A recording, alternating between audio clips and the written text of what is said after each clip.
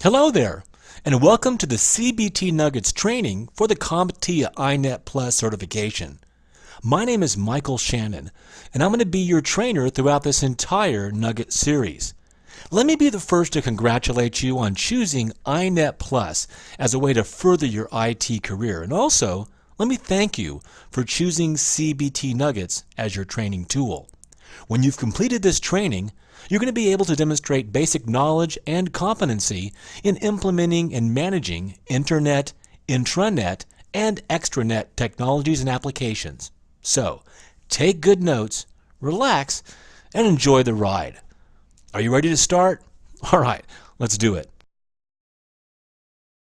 Well, in this first movie of the CompTIA iNet Plus series, Overview of Internetworking, we're going to kind of get our feet wet here, looking at three key topics, just kind of brushing the surface and setting up kind of what we're going to be looking at for the remainder of this Nugget series.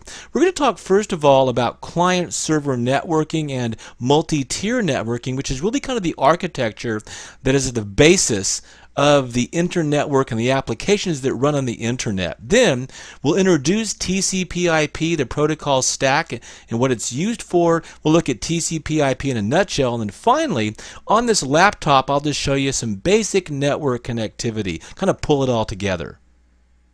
Well, in this introductory nugget, I'm going to work under the assumption that you're already aware of what a local area network is and how it functions, how a basic peer-to-peer network functions, or maybe a network with a small departmental server that's serving up data and files and applications to PCs, workstations, laptops, IP phones, things like that. What we're graduating here to is a network of networks, or internetworking, and kind of the backbone architecture of internetworking that we're going to be concerned with here in this Nugget series is the client-server architecture, where we have strict clients and strict servers that are being connected by a matrix of providers over a backbone which we call the internet, which is really the granddaddy of internetworks. So typically in this client-server networking architecture over an internetwork environment, the networks that we're getting our data from are going to be located on remote locations, typically not sitting in the department that we're actually using our workstation or PC. The client-server solution and revolution really began back in the 1980s, but started to explode in the 1990s, and it really delivered a scalable solution. Scalable in the sense that it can grow and get bigger on demand as the needs of the business change, as you have mergers and acquisitions, as the company experiences explosive growth, which really represents the last 30 years of business in America.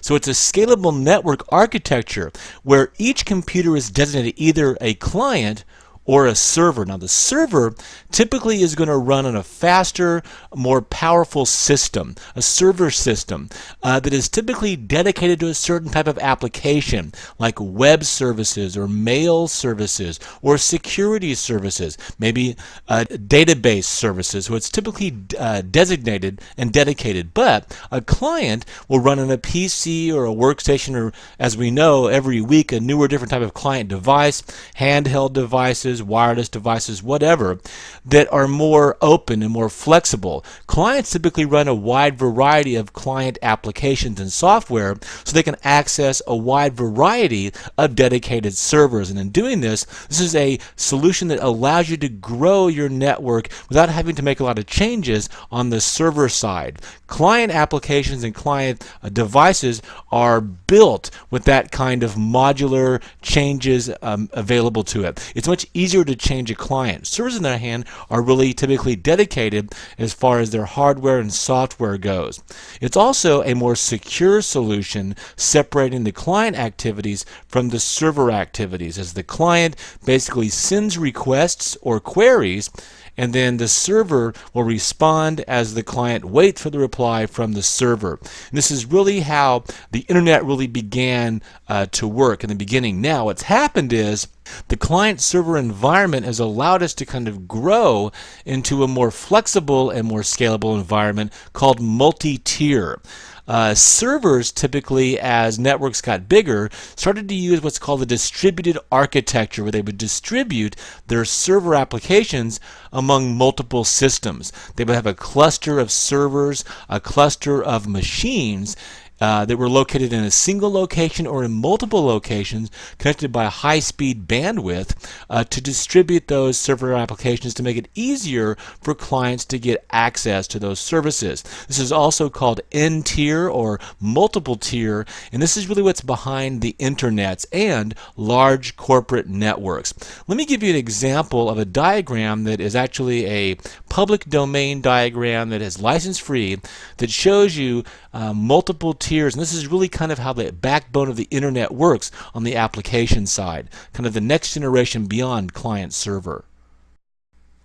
Let's start with the data tier, or the third tier, which is typically called the back end. This is really behind the scenes of internets, behind the scenes of extranets and intranets, in the sense that we don't really see this from the client side. And many times, as an administrator, we won't see this either. This is where our information is stored and retrieved from the database or file system. Now, if you notice in this diagram, you've got an object representing a database here, and then a separate type of storage device. So the database is really an application, and this application database can be for email, it can be for file transfer protocol, it can be for a web storage, it can be for a wide variety of things. And then you have separate high-speed conduits or channels that actually go to storage devices.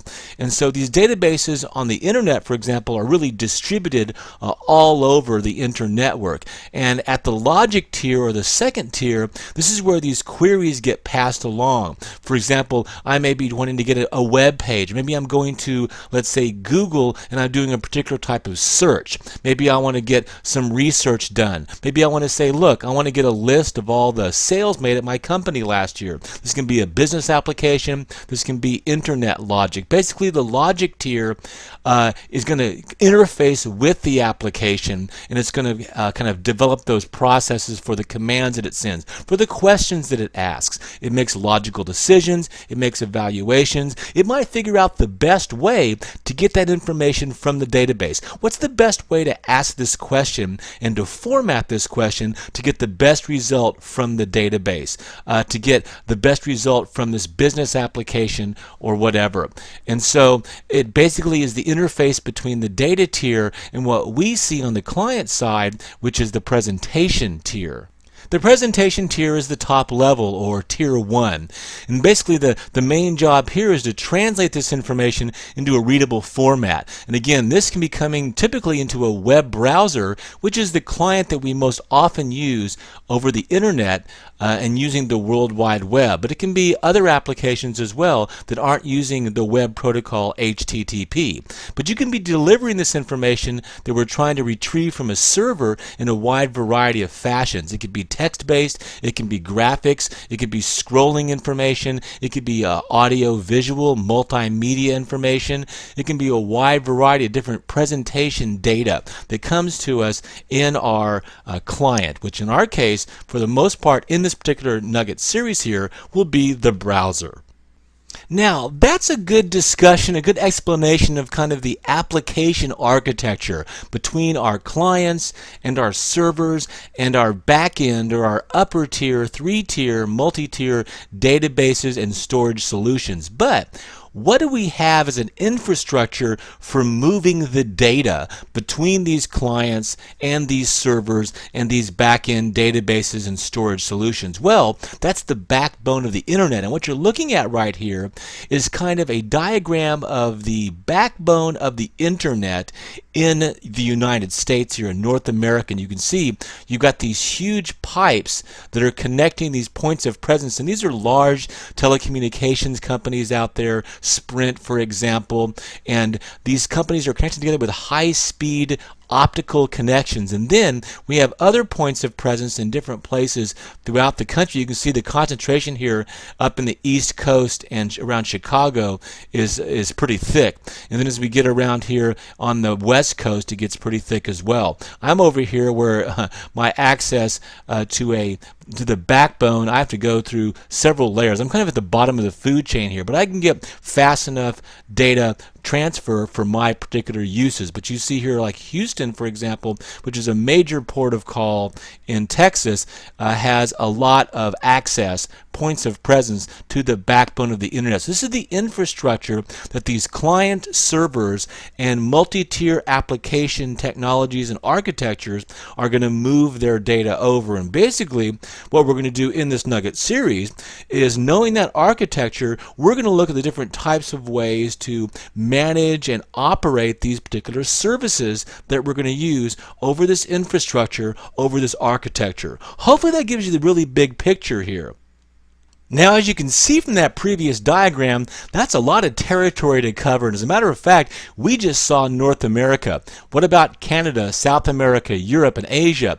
What's the best way to move data from the client to the server and make sure it gets there in a reliable fashion? And what happens if at some point along the way the network goes down? That can happen. A hurricane, for example. How can we get data rerouted to other points so that they can ultimately get to the destination? Well, this is what we call the packet switched network. What we use here, along with this architecture and backbone, is a packet switched technology, where packets get switched and routed from point of presence to point of presence. We call these gateways or routers, from router to router across an elaborate matrix of these devices to get to the end device. As a matter of fact, if my client here is going to send an email message, it's quite likely that, depending upon the length of the message, it can be broken up into several smaller messages.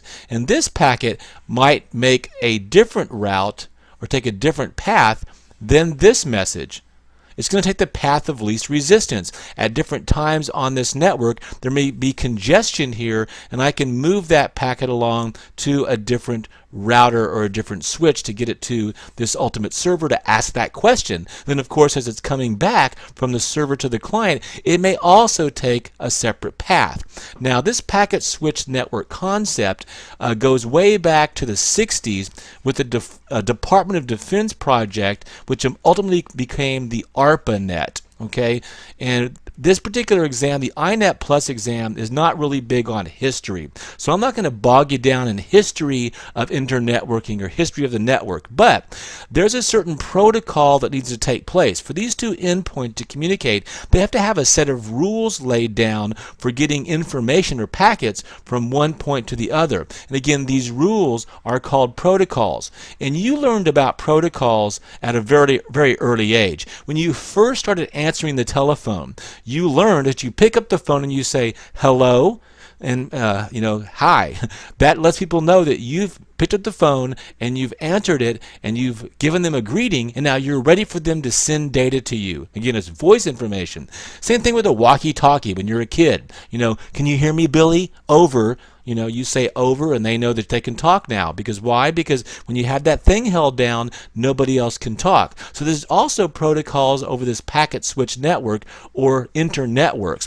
And the main protocol that we're dealing with here is TCP/IP.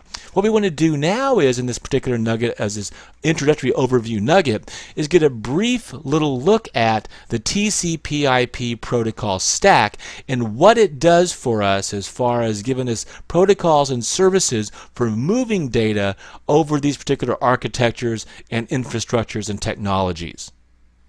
Now, to manage all of this movement of data over this complex network, we use protocols and services, and we also use what's called a protocol stack or a layered model, so that somebody can specialize at a particular layer. Let's say they want to specialize on hardware down here, network interfaces and routers and switching devices, without having to worry about what goes on up here with the browser, let's say. So this also allows us to make it easier to troubleshoot, to make it easier to develop, also to increase the interoperability between different devices and different vendors. Now, the original model is called the OSI model that's not really adhered to anymore. It's a 7-layer model with application being at the top and physical being at the bottom. It wouldn't hurt you to memorize these 7 layers, link layer, data link layer being 2, network 3, transport 4, session 5, and presentation 6. But for the purposes of the internetwork